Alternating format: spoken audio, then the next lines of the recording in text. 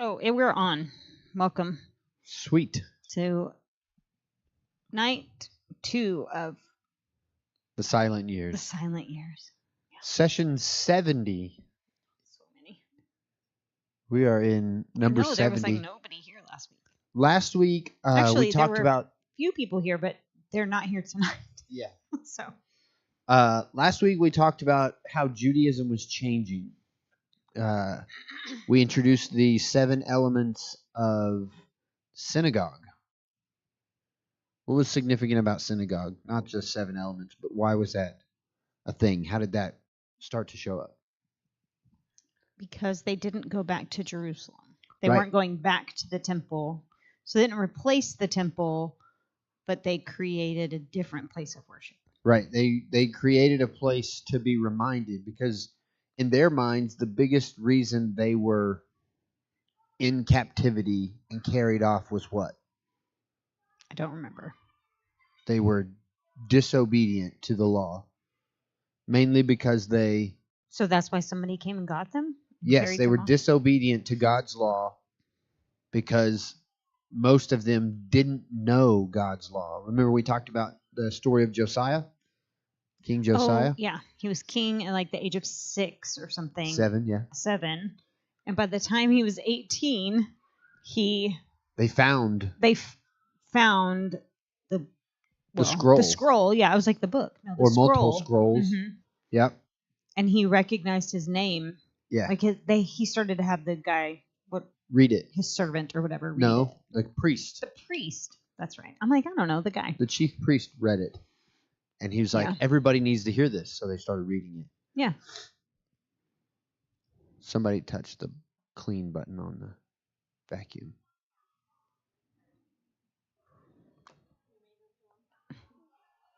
Oh, I don't know if we got to go that far, but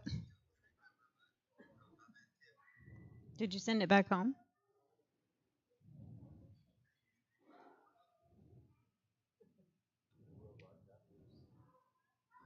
I can tell it to go back home. Sorry.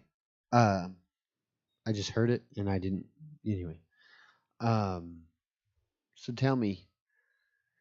So that was last week, the changes in Judaism, and they became very scripture focused, and there's a lot of things going on in that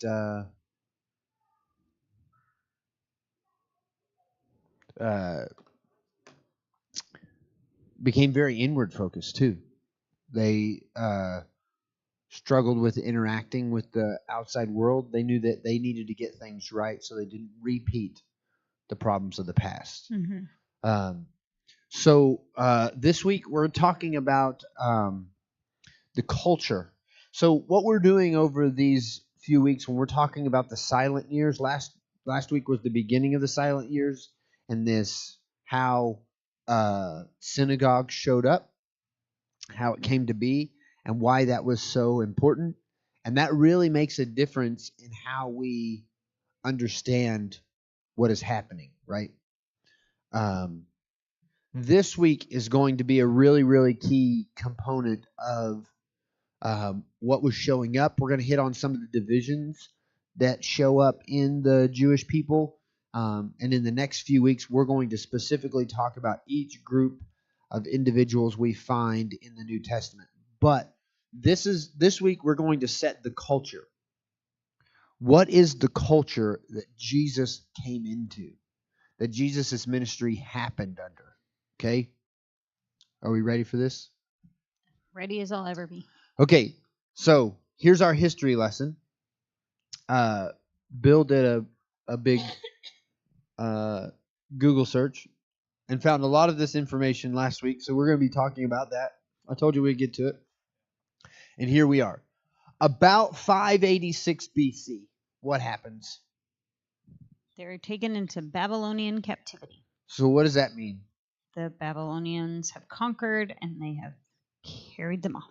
And when we're talking about the captivity and we're talking about what's happening, our main focus is the capital. What's the capital of Israel? Jerusalem. Jerusalem. This is where we're talking about. Why is Jerusalem so important? It's where the temple is. It's where the temple is. This is the central point. So, the Babylonians capture and conquer Jerusalem about 586 BC, and they were a conquering army that carried off people, and they had to leave behind a pretty significant force to keep the peace, right? Who did? The Babylonians. Had to leave behind a force of people in Jerusalem? Yes. They had to leave behind armies. Yes, like a police state in order to keep everybody in line. Took a lot of resources. I didn't realize this. A lot of I thought connection. they carried them off. Right. And they still had overseers and Oh. That's annoying. Oh, but that's not the Persians. yes. Then Babylonians. Okay. in 538 BC, King Cyrus makes a decree That they go back. they can go back. And we read about that in the book of which book? Starts with an Ez. I was going to say Ezra. Ezra, yes. Yeah. And this is 538 BC. Gives them the opportunity to return to Israel. Does everybody return? No. No, they do not. This is about the time that synagogue really starts to take root and grow, and the Persians are now in power.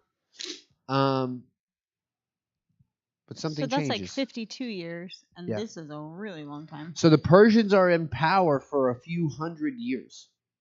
It's a long time. So King Cyrus is the Persian king. Yeah, that's What you're right. saying? Okay. Wow, Yep. that 50 years the Babylonians didn't have them for very They long. didn't last too long. Nope. Mm-mm. Got it. But a couple hundred years later, a guy named Alexander the Great begins his conquering. And he conquers. Was his name Alexander the Great at that point, or was he just Alexander? They definitely referred to him as Alexander the Great. At least that's how we refer to him in history. I just wonder if we added the great part on later. Well, because of what he did. they definitely are, conquest literature. Who gets to write that stuff? Yeah. The guy who won. And since he won, he gets to write it. Now, we need to spend some time here because the Greeks conquering the known world was very, very significant. They're going to do some things that are earth-shattering. And we're going to set the tone for what does Jesus' day look like. Alexander the Great, he believes... What am I hearing talking?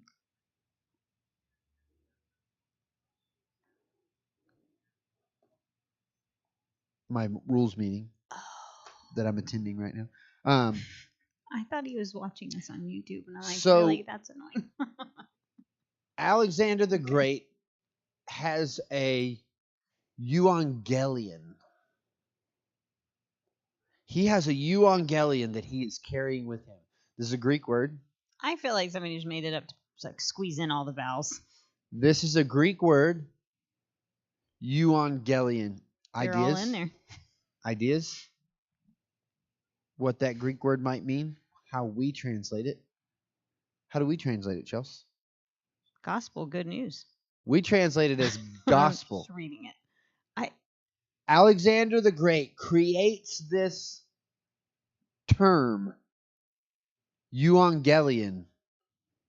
He's bringing a gospel, a good news. And he is going to spread this good news, and that's how he spreads his kingdom. His kingdom was the good news. Yes. Oh my word. He has 4 pillars. He says, feel like I don't Alexander need full of himself. He says, I don't need to I don't need force. I don't need a massive army.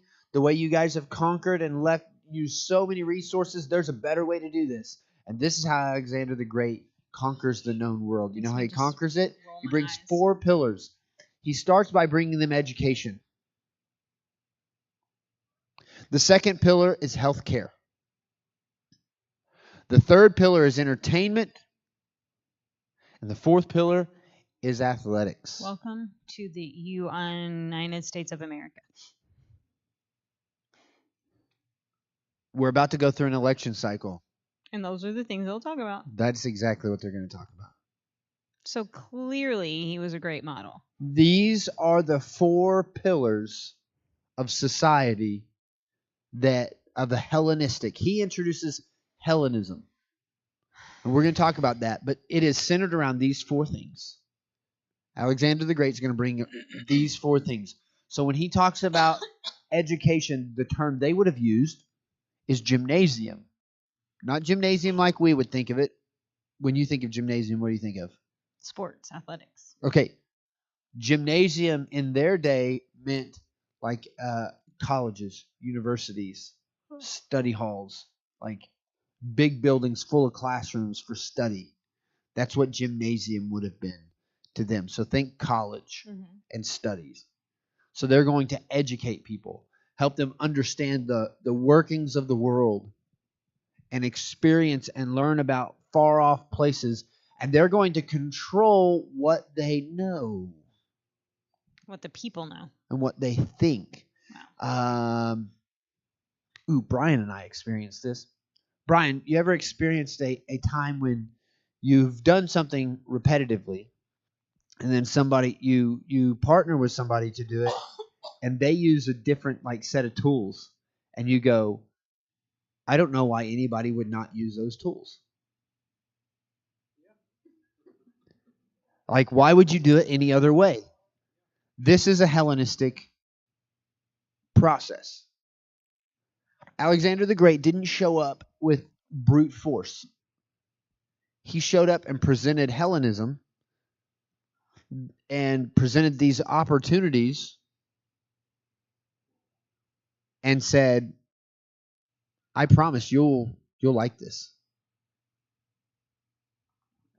And if you'll just try it, you'll figure out that there's no other way to do life. And you'll choose Hellenism as a lifestyle. Hellenism is not about hell. It's about the Greek goddess Hella. And it's really about centering a culture. Isn't that Thor's sister? No. But yes, but no. That would be the Norse goddess, Hella. Different god. Different name. Hey, will you press the home button on that vacuum? I thought that's why I made that face, because I was like, do you hear that? Just press the button that is like a house. So it took the Hellenism is going to take the world that they know it. What was every culture known by at the time? Every piece of dirt had a God. Had a god or gods. That's what it was. All these gods. And you did whatever was necessary to please that god. Hellenism is going to shift the gods to the side and make people. I was about to say self. It's going to make people the center of attention. Matter of fact, the Greeks are going to make this statement that man is the measure of all things. That man is the measure of all things. So what do we see in Greek mythology? We see a lot of gods. What does their image look like? Man. Looks like man. And the gods are really powerful, but they're not very smart.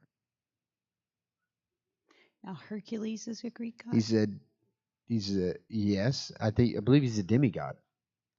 So you get these gods. Just thinking about, because those would be Zeus, people. Hercules. They look like people. Yeah. So you get these gods that have children with humans. Mm-hmm. And then they produce demigods, and these demigods are the ones who actually work to put stuff back together because they have the compassion and understanding of humans, but some of the powers of the gods, and that's how their mythology works. And so they're just painting this picture that the solution for the problems that all these gods have created is found in people. Wow. It really is self. So they are education and centered around teaching people what they want them to know, the values and understanding of what they want to know. And then they're going to provide healthcare. And this is like, there's a word for it. I'm missing it right now, but think hospital. They're going to provide a standard of living, which is going to take us back to, well, why would anybody live without this? They're going to provide a standard of care that after you've experienced, you'd be like, well, nobody, why would anybody do it any differently? But the only way to get it is to come back to the Greeks because they have access to it. Mm-hmm. And the only way to get into a place where you're caring for people is to go through their education system and follow their rules and learn how to think and act like a Greek. And then they're not just going to make those two things pillars of, they're actually going to begin to influence culture and what is acceptable, and they're going to do that through entertainment.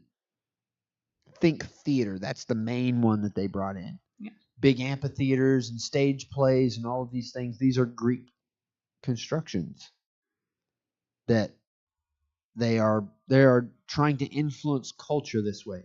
So they're not just influencing culture and standard of living and standard of care and this understanding and trying to create a group of people who think the way that they think, but then they're going to create athletics. That's the fourth pillar, athletics. And this is really about a tribalism, a local tribalism. Does this begin to sound familiar? Go sports team. Go sports team. Yeah. In our area, we're kind of divided a little bit, but there's only two divisions in professional football, which is about to kick off. What are those two divisions mainly? Are you talking about the actual teams? Yes. The Chiefs and the Cowboys. That's it. The Chiefs and the Cowboys. Like, that is... And I don't even like football, and I know that. Yeah, but that's pretty much everybody around here except for... And you're either a Cardinals fan, a Royals fan, or a Rangers fan. Cardinals, Royals, Rangers. There's a couple of us that are Cubs fans. Well, no, I'm saying like, well, yeah. Yeah. Those are the main ones. Main ones right here. Yeah. Yeah. They used to be that way because they like controlled the local market, and so you'd get like one or two televised games a week. And that's all you could see. In our area, that's what it was. You could either watch the Royals, the Rangers, or the Cardinals, depending on the week, and depending on like what channel you watched. Yeah. And so I mean, but it was this tribal identity of like having a group of people in basketball. Well, and even we have really taken it down to where it's local mascots even. Absolutely. So. Yeah, mascots and rivalries and all of these things. And so Hellenism like becomes mainstream. And Alexander the Great is he is trying to influence this so much that as they have rebuilt and the temple is rebuilt, he does something that is out of the ordinary. And okay, if Jerusalem is here in this area of Judea that is to the east, what is there to the east of Jerusalem? Do you remember what's here? This way is coastland, right? It's desert, isn't it? This is all desert. Yeah. So in the desert, Alexander the Great builds the Decapolis. It's mentioned in the Bible. We're going to talk about it. What does Deca mean? 10. 10. What's polis mean? I don't know. Decapolis. What does polis mean? Like city? Yeah, city. Is it really? Yeah. Oh, I was guessing. I don't know. Oh, like Minneapolis. Yes. Oh, is that mini city? It's a Minnesota city.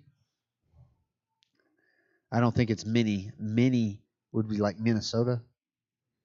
Minneapolis, like the city of Minnesota. Not small, but... Maybe it just means tiny soda. No. So, I got that from yeah. what's it called? Rio, but still. So, Thank you all for laughing. Appreciate it. so they build 10 cities on the edge of Oh. the desert.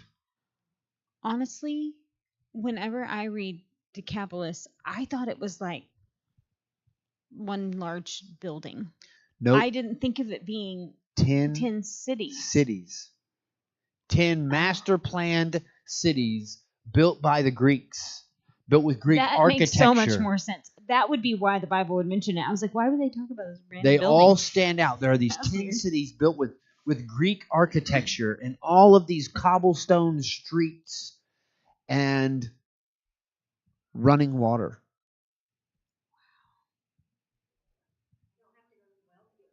Nope. Running water. They introduced plumbing for the first time. You okay? I just have a parent that's really happy that we're adding drama back to the school. So, They just messaged me and made me happy. so if you're wandering around in the desert, how aware are you of your humanity? Oh, extremely. How aware are you of your need for God? I would think pretty hyper aware. So you stumble out of this desert environment into a Greek city. What do they call those whenever it's like a... Oasis? Is it an oasis? Okay. I thought that, and I thought that maybe that wasn't the right word, but... And you come from this bland, lifeless, struggling to survive desert, and you stroll into one of these cities, one of these 10 cities, and you begin to go, well, all the things that I need are right here. And all of them had a place of study, a school. Mm-hmm. All of them had a hospital. Now, did they create that with Greek leadership? Yes. How big was like the Greek people? It spanned from what would be modern day India all the way through and around, like to what it'd be all the way to like Italy, to Rome, and all the way around like to Germany. Okay, time out. Through Turkey. Time out. So I'm just saying, like, we always have said, like, the Israelites were 2 million in number, but the Greeks were in comparison. Oh, I would say the people who were under Greek rule and willingly chose to,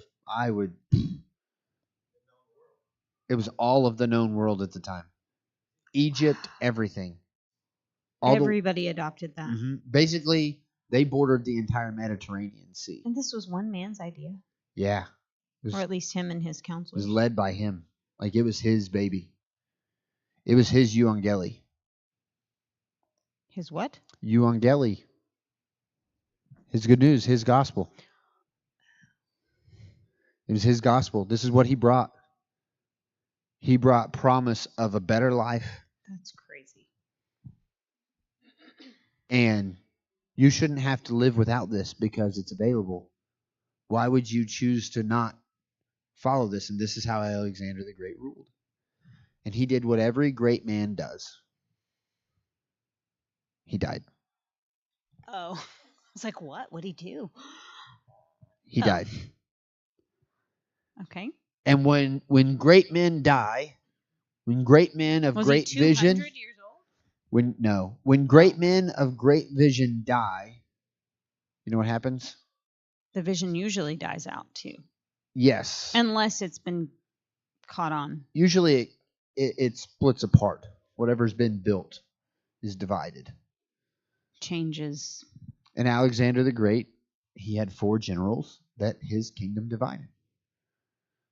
I don't remember the name of the guy that was to the west.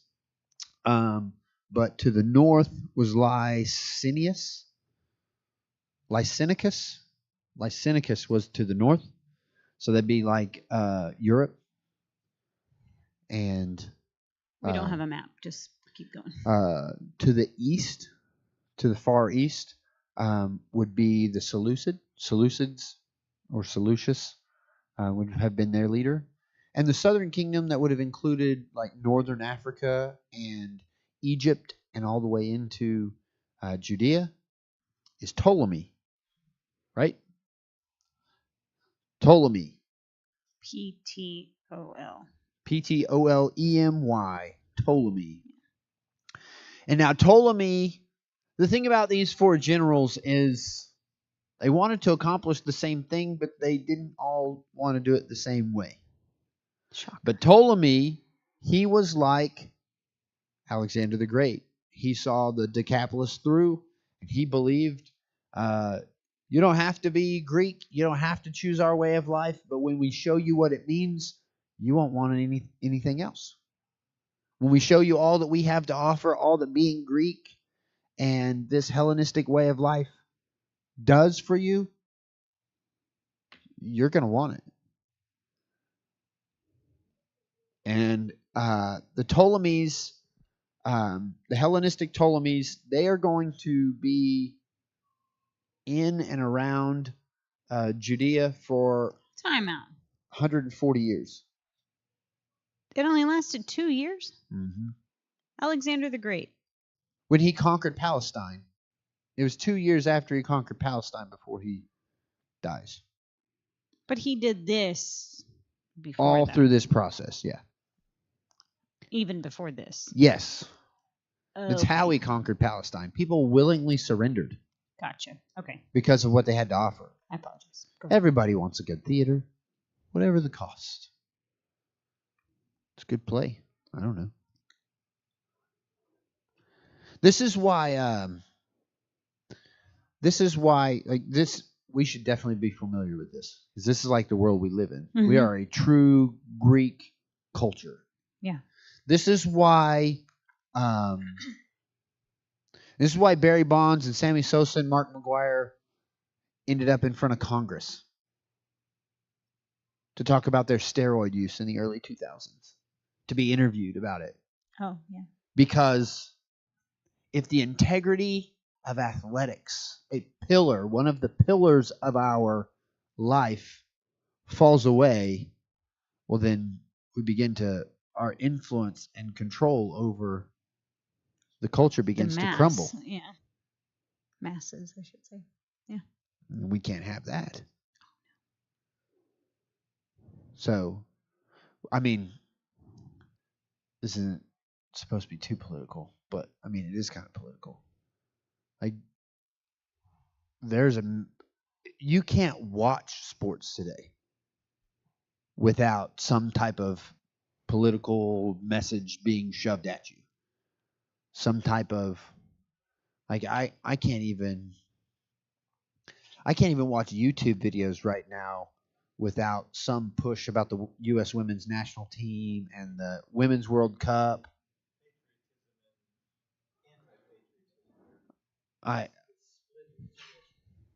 Yeah, we could talk about that after. Yeah, I'm not gonna dive into all that. But so this Hellenistic rule from the Ptolemies was very Alexander the Great. Very, here's what it is. Choose it or don't choose it. That's your choice. At a certain point, probably like around 198 BC, the Seleucids decide they're going to do it by force, and they conquer this area of the Ptolemaic Empire.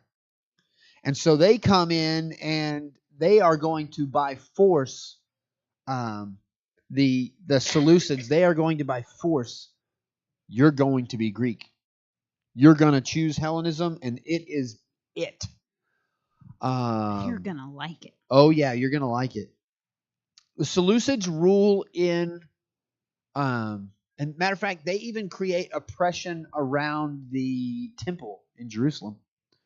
So much so that in 167 BC, the leader of the Seleucids comes to town, to Jerusalem, and is so sick of what's going on that they take over the temple.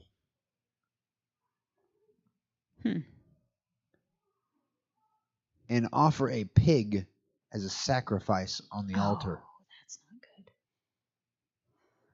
So we get what is called the Maccabean Revolt. There's an 8-day war that happens. The Maccabees, which means hammer, the Maccabees stir up the people of Israel, and they are going to fight against the greatest military power on the face of the earth known to date. The Greeks, run by the Seleucids, and they win. They win their freedom. The Maccabees, the Israelites, the Jewish people Why do they defeat the call it Greeks. that, though? Huh? The Maccabees. They are led by Judah Maccabee, Judah the Hammer. You said that, and that is their leader. So it's considered the Maccabean revolt. And this is where Hanukkah comes from. After 8 days of being out of the temple and fighting and winning their freedom, the priests come back into the temple, having not been able to care for anything, and the light of the lampstand is still burning. God has provided His own oil for this fire to continue burning. And this is the celebration of Hanukkah. It's the basis of the festival, the Jewish festival of Hanukkah. And so the Maccabees now have control of the world. They have control of the Jewish world. Oh, this is what They're in control of the temple, and now they have a decision to make. But because of their experience with synagogue, what are they people of? People of the law, people of the word. So they say, well, who's going to rule? What does the word say? And the word says the priests are going to rule. They're going to lead us. So this Maccabean reign, the Hasmonean dynasty, begins. Who's Hasmonean? Hasmonean, that's what they call it, but it's the Maccabees. The Maccabees hand over the rule and leadership of Jerusalem to the priests. There's no king sitting on the throne. It's priest-led. Mm-hmm. Historically, we're told, it takes them about 20 years to become completely Hellenistic. The priests, the leaders, to be completely Hellenistic, to let everybody know that you can have all of these privileges and these comforts and worship God. The two things can go together. Have your cake and eat it too. And this is the group of people, as the priests, that are going to grow into the Sadducees. They were sad, you see. And the group of people who are not priests, who agree with them, are going to be considered the Herodians. Did we talk about this with the youth? Yeah. I was like, this is awfully familiar. There are two groups of people who completely disagree with what's happening. And they separate themselves and they go north into a region called the Galilee. So were they the Galileans? These two groups of people are very committed to the text. They're going to build cities that are centered around synagogue. They're actually going to build a synagogue, and then they're going to build the place of commerce around the synagogue, and then they're going to build their houses outside of that so that everybody and the center of town and the center of everything that they do in their life is going to be synagogue. It's going to be the Word of God. The Bema is going to be the dead center, the geographical center of their cities. There are two groups of people that fall into this group. One group is going to say, we don't need to worry about the Greeks. We don't need to worry about Hellenism. We need to get ourselves right. We need to find our way back to the Word. And those people are going to be called the Pharisees. I was going to guess that, and I would have been right. That'd have been and good. The Pharisees, this is where Jesus grows up. He grows up around those people. The other group of people, they believe that the Word entitles them to righteous violence. That can't be good. That group they are known as a group of people with a lot of zeal. The zealots. The zealots. There's another group of people who's going to go out into the desert where nobody can find them. Oh. And they are going to be the ones who actually end up writing the Dead Sea Scrolls. We're going to talk a lot about them later. Start with. But they hide. And they're like, doesn't matter about any of these people. We need to be people of the word. We need to know it so well that we can quote it. What's verbatim. it start with an E. I knew you were going to say that. And these group of people are the Essenes. Huh? The Essenes is this group of people. Essenes? Essenes. The Essenes. That's not what I was thinking. But I thought it started with an E. So really quickly, we'll get into this. The Hasmonean dynasty is falling apart. Matter of fact, Josephus, who is prone to exaggeration, he says, as a historian, we will discredit him later, but he reports as a historian, take it for what it's worth, that at a certain point in this Hasmonean dynasty, that there were enough priests that a priest only had to serve for 2 Shabbat services a year. That would be a lot of priests. Yes. And they're all from the same family.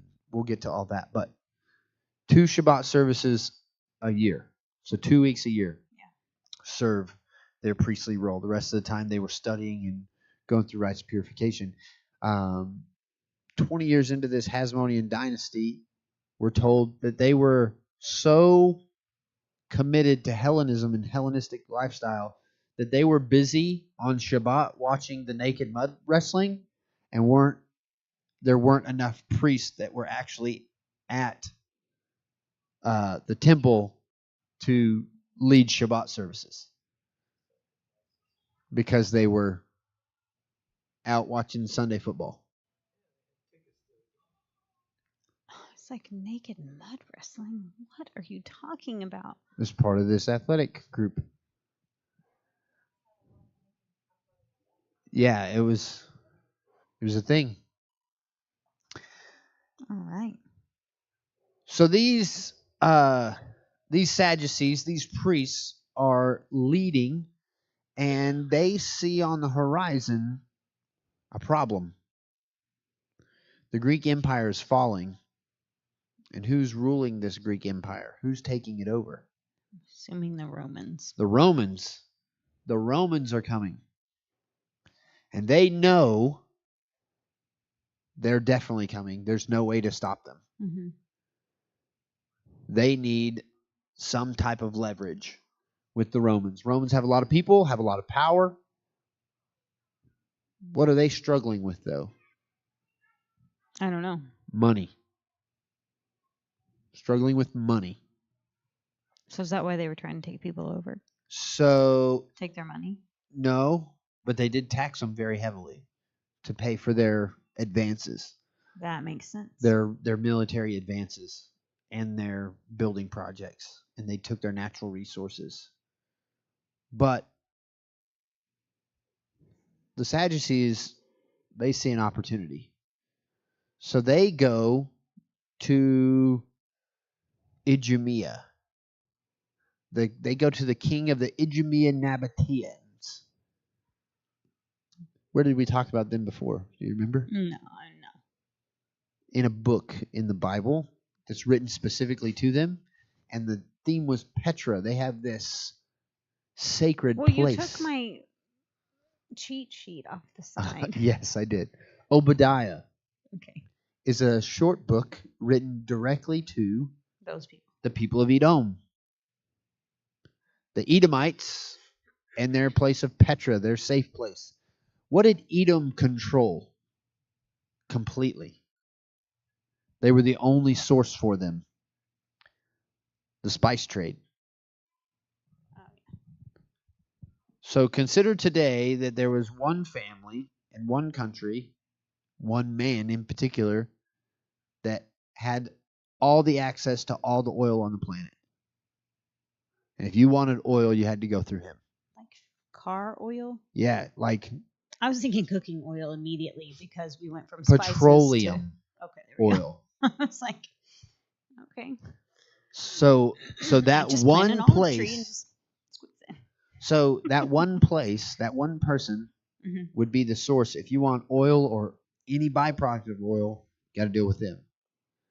This is the king of Edom. This is Herod. He was him. That's Herod. Even the most conservative ideas of the wealth of Herod would be he was the wealthiest man ever in the history of the world, and it's not even close. In the history of ever. Ever. Like Bill Gates type of wealth Bill Gates would be like his gardener. He would work for Herod. And he was the spice guy. He was the spice guy. So they negotiate with Herod for him to offer resources and money. The Sadducees. To get in good with the Romans, so he could have influence and they could keep their way of life and keep their temple, and they would make him their king. But he can't be their king because he's not Jewish. Except for they married off one of their daughters to him to make him Jewish. That doesn't count. Well, when you run the temple and you make the law and you are the interpreter of the law, wow, and you want to stay in power and like all your nice stuff, and this is how Herod becomes the king. But is that what Jesus would do? Jerusalem. Well, he wasn't around yet, so. But no, the answer is no. He would not do that. And so this Hellenism, this is the world and the culture that Jesus is born into. This is where Jesus walks in. And so Rome conquers Judea in around 63 BC, and Herod the Great ends up on the throne in Jerusalem about 37 BC. And this is the culture. This is the world that Jesus walks into. Vastly different than the world before now. It has completely changed. Because before, everybody who walked into a place was worried about the gods of that place and now the Greeks have come in with their Hellenistic worldview and said, well, your God's important, but it's about you and having it your way. Like if there was a theme for Hellenism, it would be my way. Who sings it? Frank Sinatra? I did it my way. I mean, this is, and you can start to look around at advertisements and different things. Like this is the way that we advertise. This is like how everyone advertises in today's world. This is about you. Have it your way. Burger King, like that's their whole mantra, right? So this is it. So Hellenism is going to really influence it. We're going to have a little bit more conversation, but we really invite you to come and join us as we interact with who these groups are and why they're important and how it's going to influence what we actually understand about the New Testament and how Jesus and why Jesus would interact in certain ways. So Hellenism, a big part of that. And so look forward to continuing this in the weeks to come.